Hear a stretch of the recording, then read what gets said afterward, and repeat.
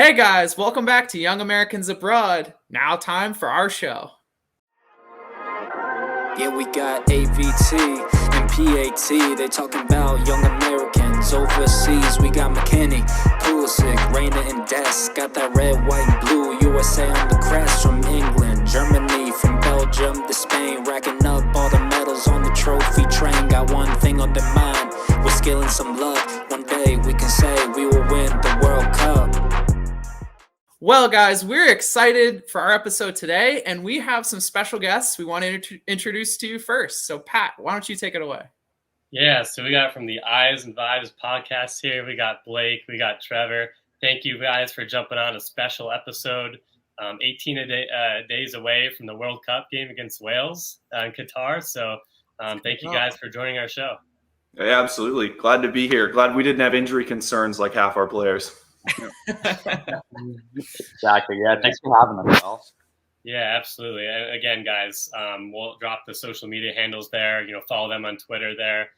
They have their individual handles, the podcast, fantastic interviews. You guys just did one with Charlie Kelman, right? Any other interviews there? Yeah, Charlie Kelman was really good. Our other really good one was we did one with Guillermo Ruiz, who is a goalkeeper who plays in the Real Madrid Academy. And he had a great story about his scouting process, how he was found. So, yeah, good listen. Awesome, guys. Well, Austin, again, we are close. It feels so weird having this World Cup in November. But, just want to go around, take a reaction. How are you feeling, about the USMNT after those dreadful friendlies, right? I feel like that's in the past. We're close to the World Cup. We're getting excited. The roster release coming up. How are you feeling? Yeah, I'm a little anxious, Pat. That's kind of what I'm feeling right now. I'm excited to see who we have on the roster, but I'm also a little nervous to see who Greg calls up. So it's a little bit of mixed emotions, I guess, right now. Twitter's going to explode, guys, right? Twitter's going to explode regardless. Trevor, how are you feeling? Yeah, so I mean, I'm excited to an extent. I'm excited to get to the point where none of our players are playing any more club games, so we know, okay, this is who we can pick from. One, and two, I'm excited to see if there are any European wild cards that get called in, or even South American wild cards. Because Johnny Cardozo is a guy that's on the edge right now, in my opinion. I could see him sneaking in, which would be a wild thing, But yeah, I'm excited to see if we get any of those surprises. Absolutely. And Blake, how are we feeling? I'm just really excited, man. I'm really hyped. I mean, over 8 years, considering it was in the summer. Like, it's crazy how long it's been. And so yeah, I'm just super excited. I definitely get what y'all are saying. Anxious too about the injuries and everything and the roster selection. But either way, it's just going to be fun seeing us in the World Cup again. It's going to be incredible. Yeah, completely agree with all of you. I definitely anxious, but yeah, just relief to finally be here, have the team back. It was so brutal just having that World Cup and not see the U.S. in it. It was just such a dreadful feeling going through that. So just to kind of put it behind us and the world at our feet with this young team, I'm excited to see the damage they can do. But yeah, I guess Austin, we'll kind of get into the episode, and guys, we'll be breaking down the group stages here, game by game, just high level onto the opponents, right? Wales, England, Iran, and then our projected lineups. Young Americans Abroad lineup, and against the Eyes and Vibes podcast. We'll kind of see any similarities, any contrast. I'm excited to get some raw reactions here, guys. Yeah, should be fun. All right. Sweet. So I guess we should kick off with Wales, right, Pat? Since that'll be the first game in the group stage. And yeah, obviously, this will be their first World Cup appearance since 1958. So they are, going to be super excited coming into this game. I think that's going to be very apparent. And it sounds like, Gareth Bale and Aaron Ramsey are actually going to be fit for this game. So obviously kind of, been out from time to time over the past year or so. Obviously, they're both very injury prone. And you've seen Gareth Bale kind of step aside during, the LAFC run here. So he should be healthy and ready to go, which will definitely add a different wrinkle to this team as well, right? So this is a team that, in looking into them a little bit more, Pat, they do play a pretty standard lineup, a 3-4-3. And usually when Bale's on the field, they like to play him at the right wing, Aaron Ramsey in his normal position in midfield. An interesting stat about this team, and I thought this was really interesting looking at our team as well. They've actually scored in 10 of their last 11 games. So they're a team that can get goals from a bunch of different places. Obviously, they're not necessarily relying on one consistent goal scorer, but I thought that was really interesting. And when you look at us, right? So, we've struggled to score in the past, right? That's kind of been a consistent with us. We've actually not scored in 6 of our last 11 games. So definitely something to watch kind of going into this game. Also, their recent form too. Obviously, they qualified for the World Cup, which is great. In Nations League right now, they're 0-5-1, which is definitely concerning for them. Obviously, Bale and Ramsey haven't been present in all of those games as well. So, that's going to change some stuff, but definitely should be a tough challenge for us guys. And I'm curious to hear your all thoughts on this Wales team and what kind of challenge they present. Yeah, and quickly to add, maybe Bale's just, playing golf in California, right? That beautiful weather out there. He's taking care of his mental health, he's getting in the right mindset for that. Exactly. No, but I agree with you, Austin, and they have some veterans past their prime, right? I think you're seeing a different team from the Euros that they were in when they made that run. But they do have some young guys, right? Nico Williams from Forest, Brendan Johnson as well, Dan James. They have a few guys in different positions that can cause trouble. They're pretty quick and pacey, maybe not have been the most consistent players putting it together, but they do have some youth in there injected with their veterans. But what are your guys' thoughts on Wales? Yes, so Blake, I'll let you go first. Yeah, sounds good, man. Yeah, so like Austin said, it's going to be a tough matchup. I think, like you said, there's been a little bit of turnover from that European Championship run, but a lot of those guys and, Bale and Ramsey, of course, too, have that big-time tournament experience. And I think that's something, all 3 of the teams in the group, and, I know we'll talk about the other 2 coming up, too, but that's something that the U.S. that we're lacking a little bit compared to those other 3. And so I think it's going to be really interesting sort of how that plays out. But, yeah, on the pitch, Bale and Ramsey, if they're healthy, those are the big guys. Of course, those are the ones to watch out for. And as you're saying, Pat, the pace of Wales is something to keep an eye on too, for sure. But yeah, I think it's going to be a pretty even matchup with the U.S. in that first game. And, the U.S. coming off the 8-year World Cup wait. Of course, for Wales, as you said, Austin, it's been a lot longer. So they're going to be super ramped up for that too. So it should be a really good matchup, I think. Yeah, I'll echo what Blake's saying, but I also want to add, for me, when I look at the Wales team, it's kind of like that meme of someone drawing a beautiful first part of the horse, and then it's got the stick legs at the back. And that's kind of how I view their center backs and goalkeeper situation. Everywhere else, they have a lot of young, talented players. I'm not seeing that in one of the most central, vital locations. And for me, that's an area where I think, okay, if we get this right, we can really exploit this. Now, okay, their keeper is in better form with Leicester currently because I think they'll be playing him, but still, he's a question mark for sure. Right. So for me, when I look at the team, I think that's an area we can exploit. And I'm hopeful that Greg is not shining his shoes and sees that as well. Yeah, that's fair. And I think that's the thing. I think how we play in this game really will determine how we do at the World Cup, right? It's easy to say that, but I really think we need to come out in this game and really assert our dominance. Wales is going to be up for it, right? They're not going to shy away, and they're going to show up at the World Cup. I think that's pretty fair to say. So we really need to, I think, start off strong and just kind of take it to them. Do the exact opposite of what we saw, against Japan and Saudi Arabia. Yeah, exactly. And I think they've been known to, and just through even qualifying, aside from Belgium, they had a fairly easy group. But I would say, yeah, they bunker, right? They're a little bit lower block team. And I think you're going to see us have those chances to exploit those spaces. Again, we've had some challenges away. We've had some challenges against low block teams. We've seen that in CONCACAF. But again, it's a World Cup. Anything could change there. But with that, guys, projected lineups for this first game. I know it seems like we, in my opinion at least, this seems like almost a must-win game. Like we need to push for this. but at the same time, you don't want to lose it, right? Going against England. So I'll throw it to you guys first, Blake and Trevor, but I want to hear your lineup. So I'm going to preface this with, and Blake and I made sure we got the wording exactly correctly. This, before everyone comes at us, this is not exactly the lineup we want, but more on the hopeful side of the lineup we expect. Okay.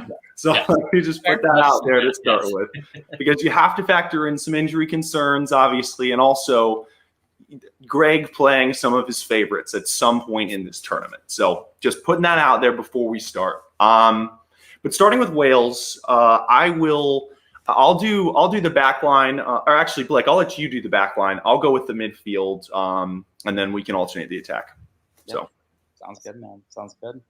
All right. Well, do you want me to kick it off? Go for it.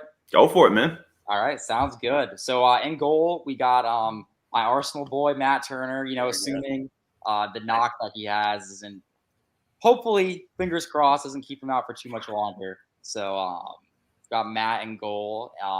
He's had some good performances, of course, when he's been in there for Arsenal this year. And I think right now, he's just the only guy really to be the starter for us in this World Cup, which sad to say. Like even saying that as an Arsenal fan, it's sad to say just last year, I think a year ago, with all, Zach Steffen, Matt Turner, like going back and forth, who's going to be the guy. But I think Matt's really the one who's taken over that spot. And so we went for a 4-3-3 in this game. And in our back line, we got Dest at right back. Again, assuming he's going to be healthy as well. I think they said Milan that it's just some precautionary measures, him being out of the lineup right now. Right. So hopefully it's like that. So we got Dest back there. I think he's the top guy at right back too. And I think he's the one to start that game. And so at center back, we are going to go with Walker Zimmerman. Love the way he pushes the ball forward, and he's also a Greg guy. I think he's a deserved start. I really do. I know he plays in the MLS, but I think he's put in some good performances, and of course he's got tons of experience in that back line. So we got him there, and we have him paired actually with Mark McKenzie for this game. Okay. We know a few other guys dealing with some injury concerns and maybe not as much sort of game time experience with the U.S. So McKenzie was a guy sort of that we had in that hopeful expectation, maybe not our first choice, but among the guys we think are going to be in contention, he's a guy we really like out there. And at left back, we got Jedi Robinson, of course. Love the season he's having at Fulham. I think he's going to be starting all three of these games. I think he's the guy to go with for there. So Awesome. Nice. Yeah. Trevor for the midfield. Yeah, so that was baseline. For our defense, that was kind of what we were thinking was, okay, it's conservative, but it keeps us in the game. With our midfield, we're switching things up because it's game number one. We need to go out with a strong start. And I forgot if Pat or Austin, one of you guys brought it up, but this is the game. This is the one that defines what our World Cup is going to be. So in the midfield, we're going Adams. He's a lock for me. He has to be starting that game. And look at what he's done with Leeds. It's fully deserved at this point. And he also is just an absolute leader. And we need a leader in the World Cup. So Adams, Musa is our second pick because looking at Wales, they have a tendency to low block, as we talked about. We need players that can line break. And I've said this before on my Twitter, but Musa is the only, Kovacic profile I see currently on the national team, other than maybe Luca Della Torre. But it's pretty much Musa. He has that ability to break through and create chances that other guys just simply can't. So we're going Musa. And then at our third attacking spot, Gio Reyna. Wow. I know it's a risk. He's still coming back from injury, but he's logging 60s and 90s at this point. Yes. And you have to say, if there's a game where we're going to put all of the chips on the line, it's got to be that first game because we cannot go into England having to win. We need to win this one. So our midfield, we're going aggressive, we're going attacking, and I think ultimately, hopefully, that pays off. So that's our midfield, and then I'll just go. I'll take the attack as well, Blake. Let's alternate on that. So for our attack, right wing, we're going Timo Weah. It's got to be.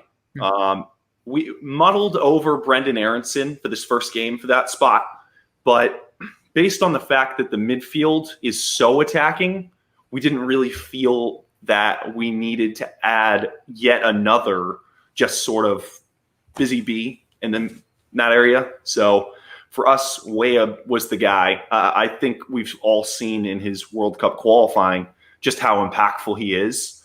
And even though he's been injured the last couple of months and is just coming back, you can already see the return of the old Timo, just pace and pass people constantly. Once he gets his head up and crosses a little bit better, which he, to his credit, did versus Mexico, but he's going to transform our team. So he's a big one for us. In the middle, this is another one that we really had to think about. And based on the slower but more physical presence that Wales has, we went Josh Sargent up top. Okay. Because we feel that he has that ability to shoulder some of these defenders in a way that a guy like Pepe, for example, simply couldn't in a game like this. So we went Josh Sargent. I think that he's shown a redemption arc, for lack of a better term, at Norwich this season. He's been phenomenal, and I think that he's going in pretty good form. He's got injury concerns, but he'll be back this weekend. The coach confirmed. Right. I said that. Yeah. And then on the left, probably the most uneventful pick we're going to have this entire thing, Christian, the boy wonder, Pulisic. So that's our Wales lineup. I like it. And score prediction. What do you think? I don't think it's going to be high scoring, but I think we get out of there with a 2-1 win. Okay. I think we win 2-1. Yeah. Fair enough. And for our lineup too, I know also we went a little bit back and forth and a little bit bold. So I'll let you take the reins on this one. I know I had some qualms, but I think we kind of settled in the long run. And I think it's a game you have to go for it. So I'll let you take it away. Yeah, are we gonna go with the one I suggested? Yeah, I think so. I'm a little hesitant in the back, but I think so. Okay. So going into this, kind of to give a preference, I guess, or a caveat to our thought going into this, we wanted to go maybe a little bit more wishful than maybe what we'll see. And we thought that, again, with Wales being a team that sits back a little bit more, they play more defensive, right? We think that they're going to, kind of look to beat us on the counter and try and take advantage of, some of our shortcomings. We really wanted to put the pressure on them. So we thought it would make some sense to do to start this game with the 3-4-3 and go with 3 at the back. So again, with being wishful, I think our first center back is going to be a little bit wishful too. Actually, I'll start at goalkeeper. So Matt Turner, we're going to go with Matt Turner. For everything that Blake said, I think he's the lock going into this World Cup. I really don't see any other goalkeeper starting unless there's an injury or something else. But the center back that I'm referring to that I think might be a little bit of a hot take is Tim Ream. I think we want to see Tim Ream called up. I know, he hasn't played since I think 2021 with the USMNT, and it could be something that, we don't get to see happen. But we thought that he does provide some, just some experience at this World Cup and just some more quality that where we kind of lack quality at the center back position right now. And obviously he has some shortcomings, right? He's no perfect center back, but we really kind of thought that he could make a lot of sense here. With 3 center backs, we thought we could throw out Aaron Long in the middle and kind of get some more consistency, hopefully, with 2 center backs around him, right? He's someone that really hasn't shown to be up to the athletic ability recently in some of the games you've seen in MLS. I mean, that goal against Brandon Vasquez one-on-one, pretty brutal. So we're hoping that, some of those weaknesses can kind of be masked. And we think that he provides some good leadership, right? He's someone that's been in this group a long time and has some notoriety within the team. And again, looking at some of our other options, it's really tough to kind of pick, which option you go with, because it seems like they all have some glaring weaknesses. And Austin, just to jump in there too, right? Aside, and I know just the last one, I'm stealing it from you. Obviously, we have Zimmerman in there. Aside from Zimmerman, and why we kind of thought about Reem too is, and again, you can make the case for McKenzie too, CCV, etc. But they all have their deficiencies, right? Nobody's really been, and just if Chris Richards was healthy, I mean.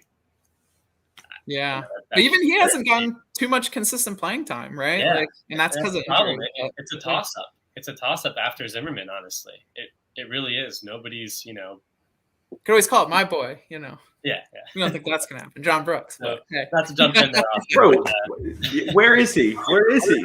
Come back. He is in Exile Island. Come home, John. I know. He would be perfect for this game, but I just had to jump in there, Austin. I know, so Zimmerman would make up the back three there, and so I'll let you take the rest there. But I had to say my piece on our defenders. Gotcha. So how about I do midfielders, and I'll leave you attack? Yeah.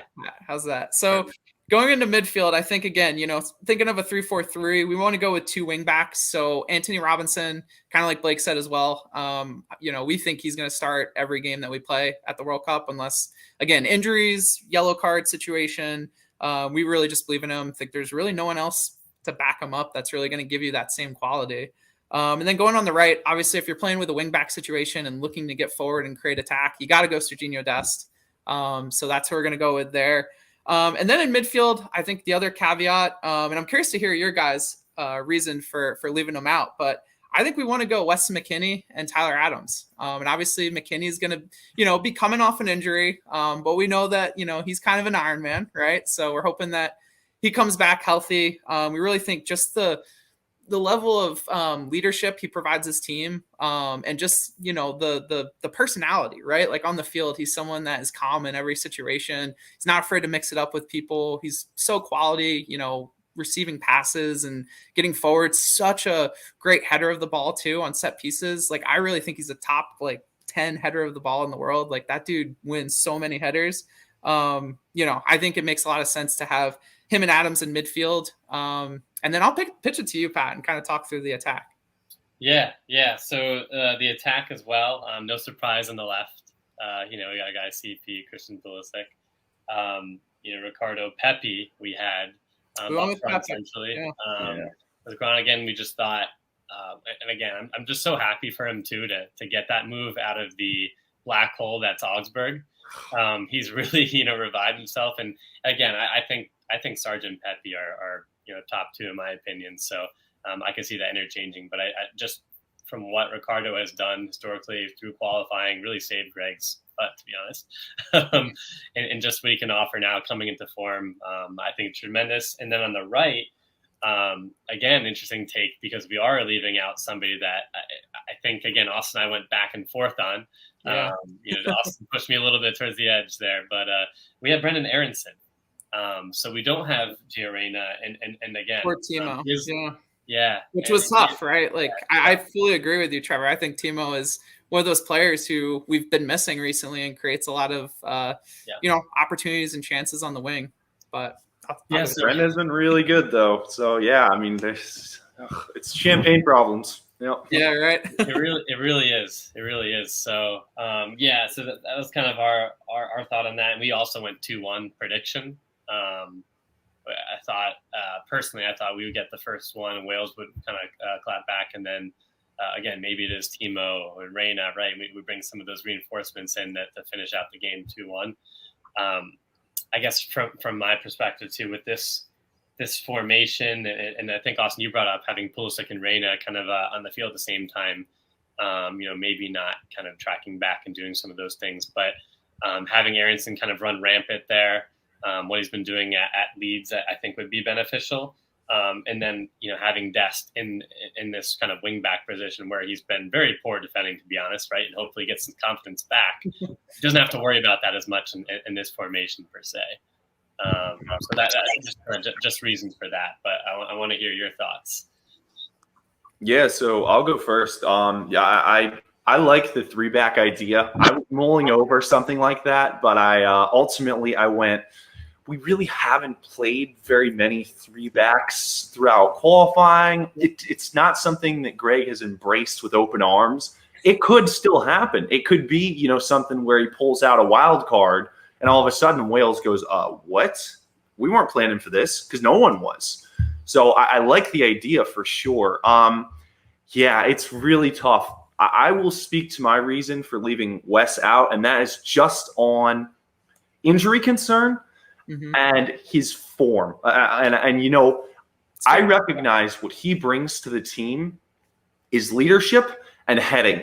He is a crazy, crazy good in the box player. He is an assassin in there. I mean, when you're scoring headers versus PSG, you're probably a pretty good player. So, but for me, I had to leave him out because I've noticed there have been tendencies at times for him to turn the ball over a little more recently. And I'm unfairly putting this on just him when I'm talking about this comparison, because if you look at our game versus Japan, for example, that was a lifeless performance by pretty much everyone except Matt Turner. So that's not all on Wes. But Wes didn't have a good game then. So I've got to go off of what I saw. And for me, Musa and Reina are the hot hands right now. Both of them are doing very well.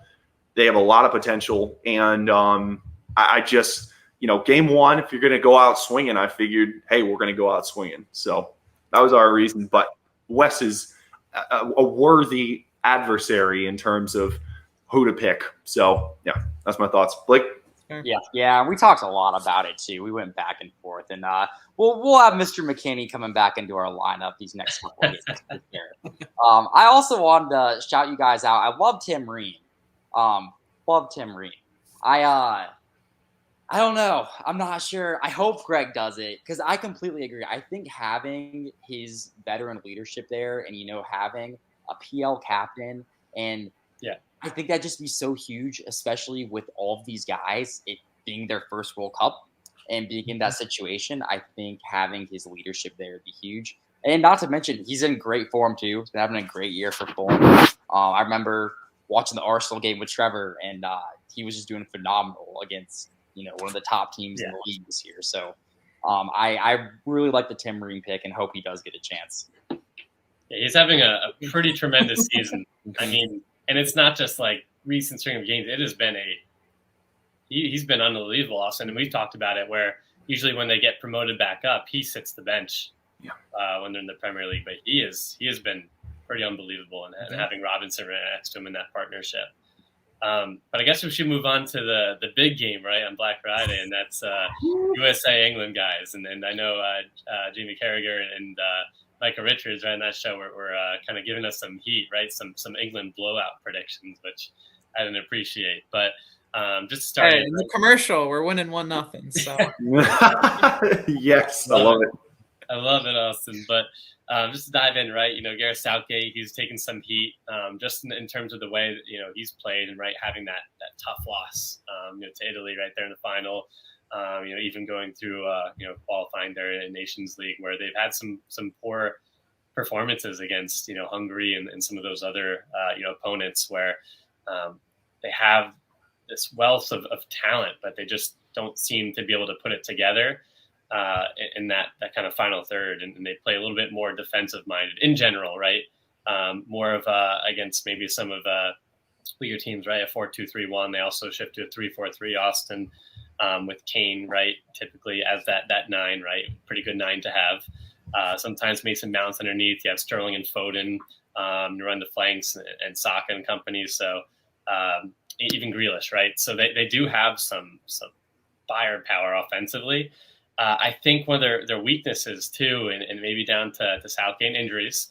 When you think of the midfield, Declan Rice, right, pretty good player.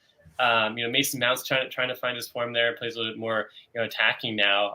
But with Alvin Phillips and some other players injured, you don't really have a lot of that technical, kind of, it's more workman life, excuse me, in my opinion, right? And then Bellingham, bright star coming up for Dortmund. He is going to make a huge move, I think, in the summer. But oh yeah, still young, right? So I think that's an area compared to the attack where we could exploit, as well as the back, right? Because of the terrible injuries, again, with the timing of things, Austin, right? But you have all those fullbacks. I mean, Alexander-Arnold's out of form. Reece James, right, being hurt. That was terrible to see. I'm blanking on a few others. Chilwell recently. Yeah, that was horrible too, right? So areas that we could potentially exploit there, with some of those guys, and Harry Maguire, if he starts, sounds like we'll be okay. Automatic dub. I'll throw it to you, Austin. Any other tidbits you want to add about England? Yeah, I mean, I think you did a really great job. The only thing I'm going to add is I really think, this is going to be a game just to look at them for for a second from our perspective. I really think this is a game that's going to challenge us, right? Like, I think a lot of our players are going to come into this game ready to compete with them, ready to prove to people who have, said that, we don't stand a chance, right? And that this England team is close to winning a World Cup and, they're one of the favorites. Like, I really think we're going to be up for this game because of a lot of those, the things that people say, basically. And are they going to post all the Sun and the Mirror and tabloid, Yeah, right. They are. Oh, they are. Yeah. Yeah, like, and I think this England team has some good players and good talent, like you said, but I think there's some real weaknesses within the squad, and I don't know. I don't like the headspace that they're in right now, or just like where the team has gone with the culture the past year or so. I feel like it was really good right after the Euros. Like they, made it all the way to the final. They had such great like energy coming away from that tournament. And I feel like ever since then, it's just been steadily downhill. So I don't know. It just seems maybe a little stale is kind of the best way to explain it. But what do you guys think? Yeah, so I'll start with my main point that I really kind of circled in red lettering multiple times, which is when you look at England, they are incredibly cocky when it comes to how they play already. They play so many people up. They are not defensively disciplined at all, and they have winger or right backs and left backs that aren't really all that good defensively either. So their entire team is just attack, and it leaves them really prone to the counter. Now, you take that attacking mentality and you bring that into US versus England, they're going to be all in on scoring. There's going to be very little playback, let's be conservative and understand this US team. No, this is going to be a charge into a World War I military zone, basically. I mean, it's going to be crazy. So for me, I look at that and I say, if we're smart, we're going to play attacking, but we're also going to recognize they're going to leave themselves open for the counter a lot. And we can take advantage of that because they don't have, especially with the defensive injuries they have now, but even before, they don't have the defenders to make up for when 10 of their players go, haywire. So that was my thought, is there's a real weakness here that we can exploit based on just cockiness. Yeah. I completely agree with everything you all have said so far, and agree, Trevor and Pat and Austin. There are definitely areas to exploit for sure.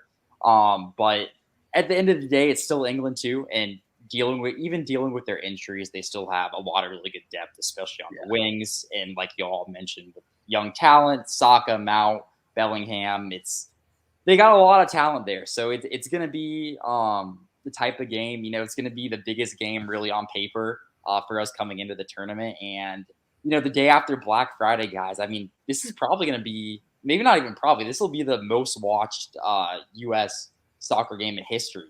I really think it will be. Yeah. Oh, yeah. Of it, with how the sport's growing in the country. So, I'm sure our guys will come in super amped up. I'm sure theirs will as well. But, yeah, and, on the pitch, I think it's really another thing to bring up. It's a tale of two Harrys, sort of like you alluded to, Pat. If Harry Maguire gets in the lineup, Harry Kane, he's of course, the guy to watch up top for them. And I think, it's going to be a struggle for any team really to guard him in this World Cup. But if it does end up being Zimmerman and Long, which I think is probably most likely, in the back line for us, it's going to be interesting to see how they go up against a guy like Harry Kane. But then, if Harry Maguire gets in the lineup, talk about a lot of negativity surrounding him in particular. So if he gets in there, if our guys can sort of take advantage of that as well, if he's having a bad game too, it'd be bigger. And I think that's a perfect segue too. You touched on the center backs, but Austin, I'll kind of go into our lineup here. So we went more of a 4-3-3 here. I think, and Trevor, I believe you mentioned, England might come out right, guns a-blazing. This is going to be an exciting game. The energy, I could see the first 10 or 15 minutes being just full chaos, like flying into challenges, just aggression, right? And I think that's somewhere where, from a U.S. perspective, we have to be careful. If we can just not pull, and again, guys, I'm prefacing, I'm a Liverpool fan. If we cannot pull Liverpool and give up a goal in like 5 minutes and just see like 15, 20 minutes of the chaos, right? I think we're a fantastic transition team. I just don't think that's how Berhalter or Caesar wants us to play. But going against England, we haven't had that type of opponent in qualifiers, right, in CONCACAF. But going against this caliber of attack and the depth they have, I think we sit a little bit more in spring on the counter, right? Like you said, Trevor, with their defensive weaknesses and having, I'll allude to it, Musa or, some of those line-breaking midfielders and just those pacey outside backs. We have wingers to spring on the attack and just let them kind of come to us, stay compact, stay tight, and, take our chances when we can. But with that, starting the back, we still have Turner, right? Our guy, Matt Turner. He'll be excited to go against maybe his counterpart, who might be, the other starting keeper, right? Something to prove there. We're going him in the back, and then defense back four, Anthony Robinson left. We also have here Zimmerman, right? No surprise, center back. Other center back, Austin, we have Tim Ream. And another Ream. Again, okay. Another Ream shout, guys. He's Dest on the right? But I think the talking point is Ream quickly. And I think this is a perfect, right? He's playing all these guys in the Premier League. He's displayed that, right? We just talked about that in the first game against Wales. But having that partnership, right, with Robinson, I think so crucial. Having that veteran experience when things are chaotic. Again, he's literally played against, week in and week out, these, Kanes and Sterlings and stuff. And I think that's just valuable experience that I don't know if I trust some of the slip-ups we've seen with CCV, right, getting torched against, Champions League opponents, or even McKenzie with some blunders. But I just think Ream and what we have remaining would be sound. So, Austin, I'll let you take the midfield there. Yeah. So again, going with that narrative of playing players that, have played against a lot of these players that are going to be on the field for England. I think Tyler Adams, again, like you said, Trevor, is a lock for this game, right? He's a lock for, I think, every game, unless he gets in a yellow card situation or we get a chance to rest him, something like that. So yeah, we're going to have him at the 6. And I think he's going to be a big force for us, right? You talk about England really putting pressure on us. Like, he's going to have to be on his A game, running around, putting in tackles everywhere on the pitch. Looking at the rest of our midfield, again, when you think about players who, we want in the moment, right? And this is a huge moment for all of our players on this team. The two other midfielders I think we're going to trust with that responsibility, again, is Wes McKennie, again, another person that we think is a leader on this team, and Yunus Musa. We think Yunus has a lot to prove in this World Cup, right? And we kind of, left him out of our first lineup for Wales. So we think this would be the perfect game to throw him into the fire, right? Maybe get him some game time in Wales. But we also think, we know what he has in him, and we know what type of quality prospect he is. Now it's time to show England that too, and show them what they missed out on. So we think throwing those two in there. And then going into our attack, I really think, Trevor, you reaffirmed how important this player is, in our estimation. So I think we're going to go Timo Weah on the right. I think we're going to go with him out there. I think Pulisic on the left, natural position, classic position for him. And then I think we're going to stick with Pepe, right? The one thing that I don't think we touched on maybe in the first game, but we really think that like Ricardo Pepi is the most complete striker prospect we have right now, our most complete striker, in the pool in terms of talent. And we just want him to, be on the field. We think he can get in opportunities to score. And I think, some of the players that we left out of this starting lineup, right, Pat? Like, Gio Reyna is a big one. We think he's going to be an X factor coming off the bench. But just think of this, guys. What about throwing Brendan Aronson on 60 minutes into the game? Man just ran 13 kilometers versus Liverpool, most in a Premier League match this season. Like that man's going to be coming on, running around the field, showing these England guys that, what he's shown us all season so far for Leeds. That's kind of our thought behind this lineup. Give us some, opportunity to press on the counter with some speed up front, but also have some, weapons on the bench as well. Here we go. And we're feeling optimistic, cautiously optimistic, where we're going 1-1 draw. That's our prediction. I think we're getting a point out of this.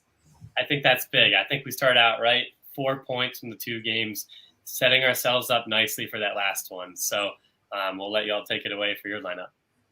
Cool. Yeah. So, Blake, I'll do defense and attack, and I'll give you midfield. Sounds good, man. All right, cool. So defensively, we agree with you, Matt Turner. We think he's still going to be a starter. And I will say as an aside, I think that Zach Steffen is working his way back into form. I am publicly, as Blake knows from our podcast, I have said before, I predicted he wasn't going to make the Qatar squad. He was playing so bad, but he's kind of turned it around recently. So if he had to play or had to start, I don't think it would be that much of a drop-off. I think it would be a little bit, but I don't think it would be a massive drop-off. I hope Matt Turner can start, but it's, the world is not ending if he can't. So just want to put that out there. But we're going Matt Turner. Right back, it's got to be Dest. That's the only answer here. Even though he is not great defensively, this is a game where he's going to be needed on the counter. And he's going to find that ability because that's what he's always done is he knows when to get up the field. So picking him, you'll note that when I first started, I said this is our hopefully optimistic perspective. So we pick Chris Richards for our next spot. We're hopeful that by the time we get to the second game, that extra week or close to a week worth of rest, a couple days, but regardless, he's going to have a little extra time to rest up. His projected return time is not too far away now. I think it's within a week or two. So he will be back in training and maybe getting spot minutes. But I think that, Greg has kind of had his favorites, and we attribute a lot of that to the MLS guys, but Chris Richards has seemed to be one of his favorites. He likes Chris Richards. He said he likes Chris. So I think that if Chris is healthy, he's got a chance to start this game. So I'm picking Chris Richards for our second spot. Third, Walker Zimmerman. He may have had 1 or 2 worse games recently, but ultimately when you look at him, he is about as stout at the back as we can hope for. And this is a game where he's going to need to be at his absolute best. But I think he has the ability to rise to that challenge. I'm hopeful. We'll see. And then left back, it's got to be Anthony Robinson. I could go into the tactics on it, but it doesn't matter. We could play a team that plays everyone in goal, and he's still going to be my starting left back. Yeah, exactly. So that's our defense. Take it for the midfield. Yeah, so our midfield, I think, is going to be a little bit familiar to y'all's. So we got Tyler Adams in there, too. I completely agree with you, Austin. I think he is a must-start in pretty much all these games, man. He's a leader, of course, of this team, and just the amount of field he covers is just really awesome to watch, for lack of a better word. It's a lot of fun watching Tyler Adams and what he does on the pitch and how much ground he can cover and all the tackles he makes in the game. He's a stalwart and is going to be huge, especially in a game against England with all their attacking talent. We're going to really need him sort of flying around out there. And so we have Weston McKennie coming back in the lineup for this game. Couldn't keep him out for too long. Even with we really went back and forth in that first game, but I think it is, Weston his form is coming back up. I know he went through a few tough months, but it is getting better. He's starting to get some big goals for UV. So, and like y'all said, big leadership presence too, especially in this game against England. We're going to need as much of that as we can, and just, his tactical acumen too, and as y'all mentioned, his heading ability going to be really big. We also have Eunice in there as well. We really like, of course, what he brings to the table, and like y'all said, I think this will be a really good game for him, and sort of pushing forward and bringing his tactical acumen as well, and what he can do on the ball, I think is going to be really big at attacking that England back line, which hopefully has Harry Maguire in it. So that is our midfield, and I'll send it back over to you, Trevor, for the attack. Yeah, so attack-wise, we kind of went flavor of the day in the same way that you did for the first game, where our right winger is Brendan Aronson. So we think that this is a game where it is going to be just so chaotic that he's going to thrive in that scenario. And I say that because if you watch Leeds games, almost all of them are just pretty much described as pure chaos. There's not a lot of, this is very uniform and tactical. It's just a lot of, wow, the ball's with the other team again. All right. So for me, Brendan Aronson has to be in this lineup. Now, that can be off the bench, and I like your thought process of, okay, bring him on when guys are tired. We just saw that as bring him on because he doesn't stop, he doesn't quit, he'll run forever. So we have him at our right wing. In the middle, we agree with you, Pepe. We're going Pepe, and I debated on this only because we had Josh starting the first game, so to switch our striker for a bigger game, it's not something I would normally do, but I think Pepe profiles well versus this team. So I like him here. He's shown that he can get up for the big moments when he needs to. Like you mentioned in Honduras, we had to win that game. Greg's job was on the line. If we didn't, he's gone. And it certainly wasn't the cleanest of pitch environments for him to do that. So, yeah, but he was able to do it. So ultimately, he proved his worth there. So we're going Pepe in the middle, and then it's got to be Pulisic again. It just has to be. So that's I mean, I can speak more on that, but I think this could be a game where he goes from a club legend to truly a national team legend. Yeah. Very true. Point to prove against his teammates there, right? Some of his teammates. Absolutely. Score prediction guy too. What do you think? Feeling optimistic? How are you feeling? Blake, I'll let you take that one. Yeah, I was thinking when y'all are talking about score predictions at the beginning, I feel bad copying y'all, but I was thinking the same thing. I'm pretty sure that was the last one in 2010, right? 1-1. The shot heard around the world, the blunder at goalie. So I'll go with the same thing. Well, I'll say our goal won't be the same as last time against England in the World Cup. We'll make it a little more appealing this time. But I'll go 1-1 too. All right, guys, in the last game of the group, right? So we're taking those 4 points. That's not bad, but we're playing around. And so it's interesting, right? Because there's been not only political, right, but apparently some rumored locker room tensions in division. They just changed their coach right before the World Cup, brought back Carlos Queiroz, right? So he has had some stints with Egypt, Colombia, back with Iran as well, and their World Cups. So some familiarity there, but just a lot of change, a lot going on with that team.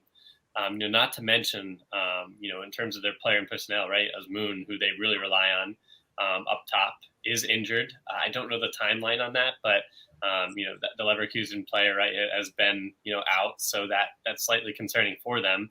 But they do have, right, Mehdi Taremi, who is unreal. Honestly, he's not going to beat you. Maybe he's not the fastest player, not the fastest attacker, right? But gosh, his goal contribution record, right, for Champions League and the Portuguese League with Porto has been unbelievable. He is so consistent. I think one of the last few games I was looking up on FootMob, right, I think he had maybe even 6 or 7 passes complete, maybe 2 shots and and 2 goals or something. Like, he doesn't need much, but when you give him that chance in front of the box, he punishes you. And that's something that slightly concerns me, with our center back. So I think Iran's not going to be a walk in the park. They're going to have something to prove and play for, right? They've made a few consecutive World Cups and have not made it out of the group stage ever. So I think they're going to be very, very motivated to try to push for that second spot. Obviously England being the favorite, I think that's up for grabs. But again, with all of the cast, they do have those attackers up top. They also have the player Austin from Brentford there.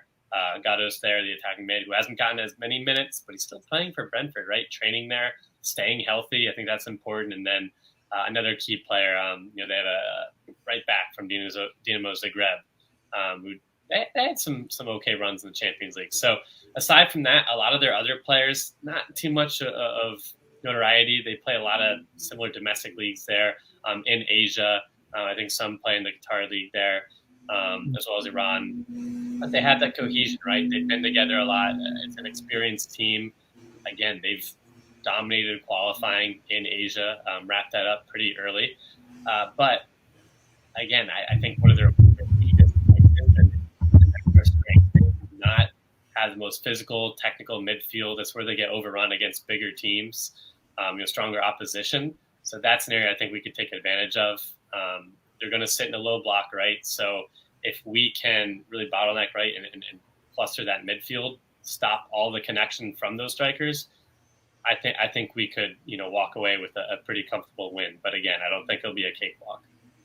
Yeah. And I think the thing that you keyed on, Pat, which, I'll speak to a little bit more, is that World Cup experience. Like, this isn't a team that's, surprised to be here. Like, this is a team that's had a lot of success recently. And they've also, been a team that's been here before, right? Experience is so important at a World Cup, especially one here where, there's a lot of different variables going on. And to talk about a little bit what you said too of, their strikers are really good. And if they get 1-2 opportunities in a game, we could be down 1 or 2 goals. Like, I feel like this game is going to be one of those games where, we're going to be kind of on a thread, right? And, we're going to have to defend 1v1 and really be, at the best of our abilities for, defensively versus this team. I think that's going to be a big thing, not only just attacking and trying to create chances. I think we're going to have to be really alert at the back as well. So, yeah. And it's fairly close, right? Quickly, proximity, right? They're not too far from Qatar. They have a lot of players playing in that league. Yeah. That's close for the fans traveling. And I think that could play to their advantage, being kind of in that Middle East, section there. So they'll have a lot to prove. Again, 3 straight World Cups they've qualified for and haven't made it out of the group stage. That's bound to break eventually. Hopefully it's not this time for us. Yeah. So, Blake, Trevor, any thoughts on Iran or how you're feeling about that game? Again, it looks like our predictions are 4 points, but how are you feeling for that last opponent? Blake, go ahead. Yeah, so, guys, the more and more I look into this game, the more and more it worries me. Like, seriously, I think this is going to be a really tough one. You all mentioned, this is their 3rd straight World Cup. Their last one out in Russia, they beat Morocco, who was a pretty trendy pick that World Cup. A lot of talent on that team. I believe they narrowly lost to Spain, and I think they drew Portugal and came out with 4 points. And that's a really good group to come out with 4 points from, with Morocco, Spain, and Portugal. And going back to the experience we were talking about a little bit earlier with Wales, like they got tons of it too. Like you guys said, they have tons of guys coming back from that World Cup roster, and a lot of guys with experience. Another key guy, I think, Pat, plays in Greece, Haj Safi on. One of their defenders has over 100 caps, so he could be a big one to watch for too, sort of their leadership presence over there as well. And I think you all mentioned this a little bit at the beginning too with the geopolitical stuff. I think that's a really interesting thing to bring up too, because I think the way we look at the England game, I don't know this for sure, but I would guess that is how they are looking at this game. Agreed. Of everything. So I think that's going to be really interesting. And especially if we do, if our prediction comes true and we come out of that England game with 4 points and a draw and things are looking great and we just come out this emotional, hard-fought point against England, we're definitely got to look out because they are going to be coming strong in that game. Right. That's an interesting take, and again, I don't want to go too much further into it, but you brought in such a good point. Where do you think that all that energy for the first two? I know it's it's the World Cup, but would that almost be taxing, giving everything we had from England just a quick turnaround, where this could be a trap game essentially?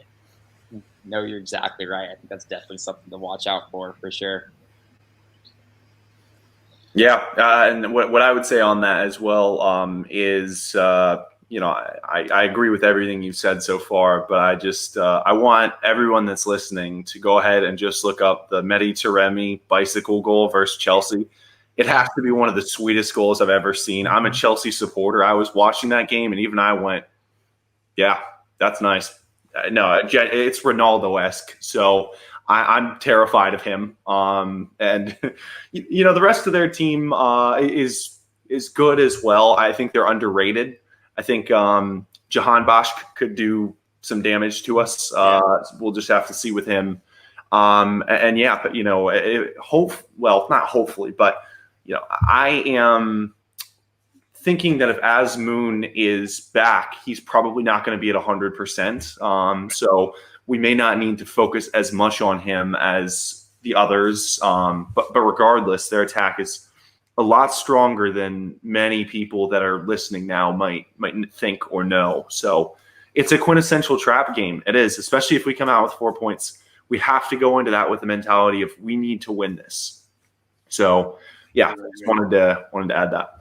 We agree. So with that, right, segue for your starting lineups. We'll throw it to you all first. Formation, how are you guys feeling about this last one to close it out? So Blake, I'll let you do defense and attack on this.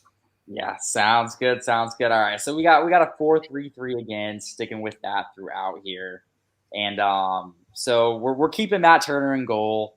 I guess we've all gone over that at this point, just keeping him in there. At right back, we're gonna switch it up here. I know, as we were just saying, this could be a little bit of a trap game, but at the same time, with those two games in quick succession in Wales and England, we look to try to get a little bit of rotation in this matchup. And our first guy, we're actually bringing in DeAndre Yedlin. Greg likes him a lot, and he's another guy that can provide some veteran experience on that field, which I think will be big, and hopefully help alleviate and help sort of guard against the guys taking this as a trap game, especially if we're coming in here with 4 points. So his pace too, I know he's getting a little bit up there in age, but still fast, and had a solid season for Miami and everything. And at center back, we have Walker Zimmerman again. Sort of as we've said again, throughout this as well, he brings a lot of good things to the table. Greg has a lot of trust in him, gotten a lot of playing time, of course, over the last few years for us. So we're keeping Walker Zimmerman in there as a 3-game starter as well. But we are switching up his center back pairing again, which, Trevor, now that I think about it. Yeah, it's well, yeah, a little rough. We got one guy that's in there constantly, but the other one, we're kind of, again, flavor of the day. But flavor of the day, exactly. I mean, who else do we have, guys? Right? I mean, who else? So we got CCV in this one, the big tank. We fans and want to get him some playing time there, and hope his size maybe helps a little bit against Azmoun or Tamar or Tarami, whoever's in there as striker in Iran. Because as you all said, it's going to be a good one, whoever it is. It's going to be a very good player there. So we're going to need to be at our A game in defense. And finally, we got Anthony Robinson. As we've said before, another 3-game starter, the things that he brings to the table, going with A-Rob there. Awesome. So for the midfield, we're starting out with a surprise here, and this is one I actually could see happening. So I love Tyler Adams, and I think that he has the potential to play 3 consecutive games, but there is the potential to rotate him here. And the only reason I say that is because Iran is going to play in a very scrappy, CONCACAF-y kind of way, I predict. And I know of a center defensive mid that's pretty good versus that. He did it versus Qatar, and that is Kellen Acosta. Yeah. So we're actually giving him the nod in this one. And if Tyler is healthy enough to play all three, I think he's our pick. But I also recognize, as a realist, there's at some point probably going to be a level of rotation. And this is the one where I go, okay, of all of the rotations to make, I actually don't see this one being as bad as people might think it is, because Kellen matches up well versus these CONCACAF teams. And he's shown it before. So he's our pick for CDM. I like it. Yeah, and then we've got Wes as well. We're going back to him again. We think by that time he's healthy and probably getting into some sort of rhythm. And our hope really is that his inefficiencies are Allegri-based, not him-based. Because we've seen him before, and he's come into games and looked a different caliber of player. You know, like one of the better players on Juventus. But it's just not happening this season, and it's not for any of their midfielders. Yeah, so that team is a disaster. Yeah. No, it's a graveyard. So at this point, I think it's really important that we get him in there again for a second consecutive U.S. game where he's in rhythm with a team that plays around his strengths and hopefully can make something happen in this one. Because with these CONCACAF games comes a lot of set pieces, and that's one of the areas where he really excels. So we think that Wes is the guy there. And then we're going back to Reyna. So we're going Gio Reyna, and we think that we gave him a little bit of rest in the last game. I think he'll still come off the bench most likely. But we think for this third one, if we're really going to put this team out, we need a player that is dynamic and can transform. And you'll notice that in this entire lineup conversation that we've had, we've not advocated for Reyna to play on the wing because we really do think centrally he transforms our team versus on the wing, I feel like he's a little limited. So Reyna's our guy there. And Blake, I'll give you the attack. All righty, man. So I want to preface this first out. I actually campaigned for another player first, but I'm just saying, guys. I just want to throw this out there. Imagine the scenes: the U.S. needs 3 points against Iran. In the 80th minute, comes on Paul Areola, 88th minute game winner. He's making the roster. I'm trying. Yeah. If he's on there, I'm just saying. It's something to watch out for, that specific scenario. But anyways, Trevor and I have talked a lot about Ariel in the past. But we have Tim Weah coming back into our lineup. As we talked about with Wales, I think we really missed him in those friendlies. I think there were a lot of reasons. Those friendlies, we did not look how any of us wanted to look, but I really think he was a big part of it. And I think he brings a lot of really good things to the table and to our attack that are going to be really key to us. And I think he will be a really good one in this game, especially against Iran. They do have that experience in the back line, but maybe not quite as much talent as their attack. So he'd be a good one to sort of have attacking in there. At striker, we have Jesus Ferreira. I know he's gone through his troubles and ups and downs and has his share of critics. And look, he has struggled putting the ball in the back of the net in the U.S. shirt a lot of times, but he does do a lot of good things, I think, especially off the ball and in his positioning. And I think just, the way that Greg is playing, I think he's got to get some game time there. At least, or he's going to, I guess. I think Greg is going to give him that game time. So we decided we're going to throw him in for this one. Mm-hmm. And finally, we have Brendan Aronson, actually, giving Christian some rest, maybe bring him off the bench. If Areola can't get it done coming off the bench on that last-minute winner, maybe Pulisic can.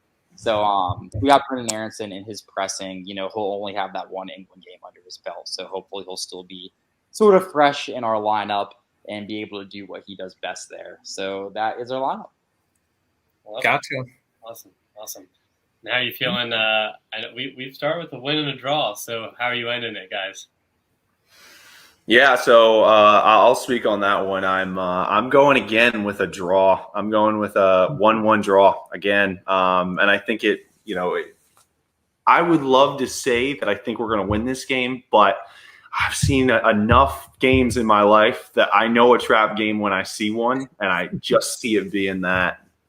But yeah, so we have us getting out of here with 5 points. Nice. So yeah, I'll shift back, and also I'll start with the keeper and the defense. And I know we kind of didn't finalize it, right? So we're going Wild West with this last.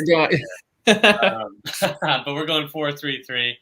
It is that trap game. I just don't think you want to be extremely aggressive in this sense, and depending if we're on those 4 points, and this might allude to my prediction a little bit, but kind of thinking the same boat as you both, Trevor and Blake. But back, obviously, Mac Turner, no question there. Turner starting, of course.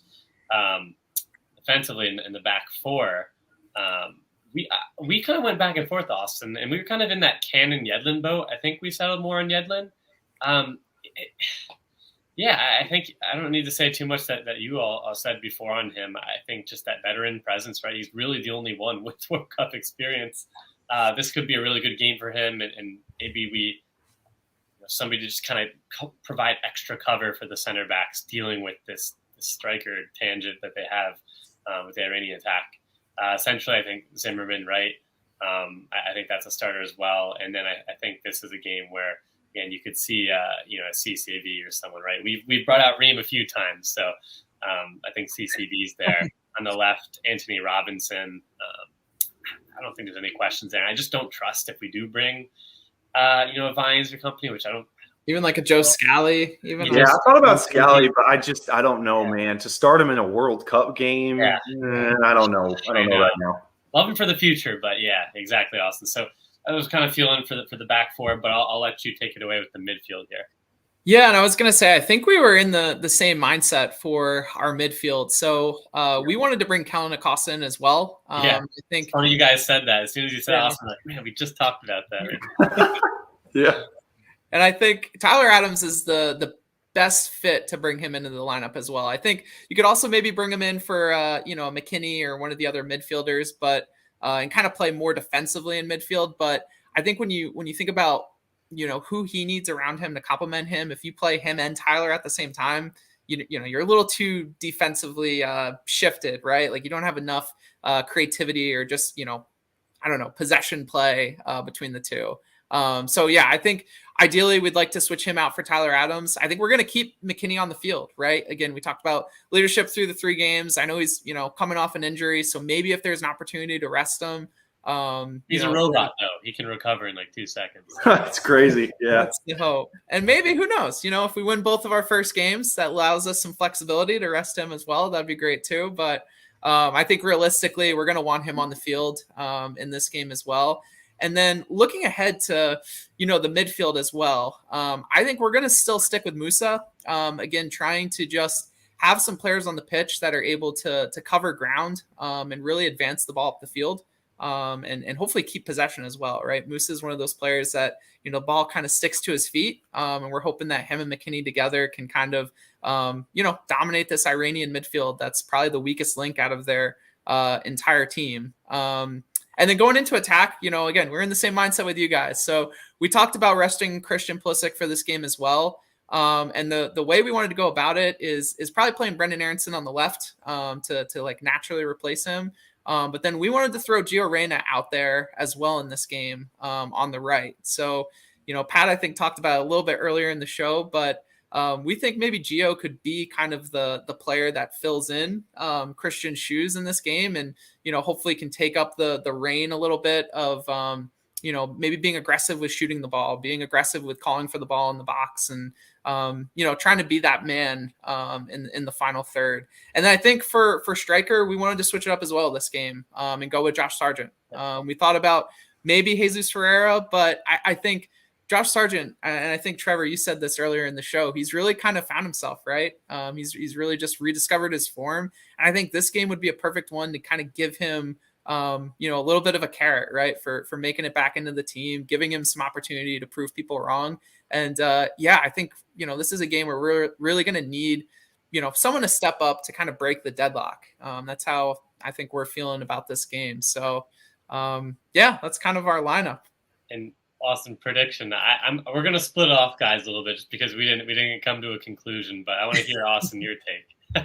I don't know. I think the more I heard you guys, Blake and Trevor talk about this Iranian team, I'm kind of in the mindset of you guys. I think this could definitely be a trap game, and I almost see it like the like the Portugal game from 2014, where I think we come out, we play well, we get ahead, but then right at the end, right, no Cristiano crossing the ball in for this team, but I think they're going to get a late goal. We're going to feel like we're so close to the finish line, and then they're going to come back and tie it.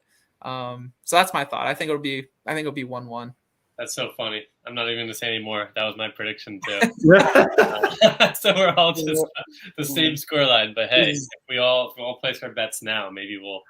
Exactly. We'll come out winners or maybe losers. I don't know. I just think 5 points is enough, right? Especially with that game against Wales being so crucial. That seems like number one, right, guys? So it seems like an agreement just for analyzing our group stage, and getting a result against England would be fantastic. But in the case that we do lose that one, I am worried that this could get this last game could still be that trap where it could be a narrow 2-1. It could be a 1-1 draw.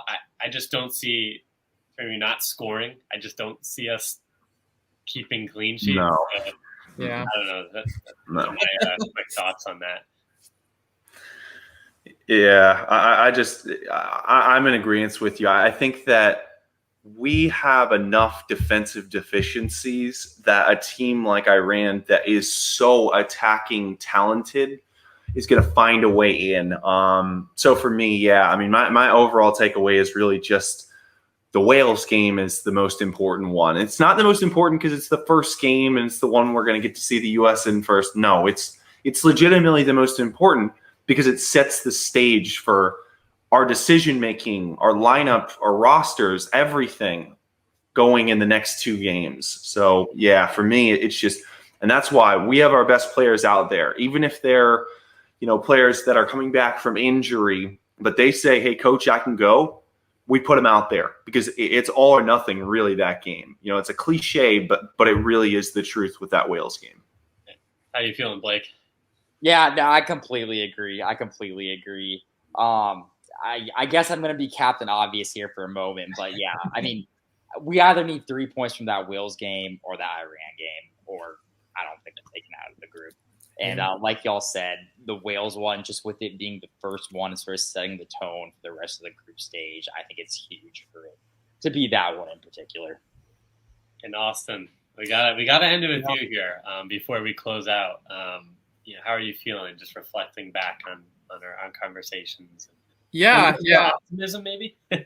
Yeah, I definitely think more optimism. I think it's really starting to set in, right? We're literally only weeks away now. It's crazy, but yeah, I agree with you guys fully. I think Wales is going to be super important, and again, if we somehow falter against Wales, I think we're going to rise to the occasion against England. I really think we're going to come out in that game and have an opportunity to get at least points from that game and set the stage for the final game. But we really could help ourselves out a lot by getting a result in that Wales game. And like you said, Trevor, specifically setting the stage, setting the tone for the rest of the tournament. I think that's going to be super huge.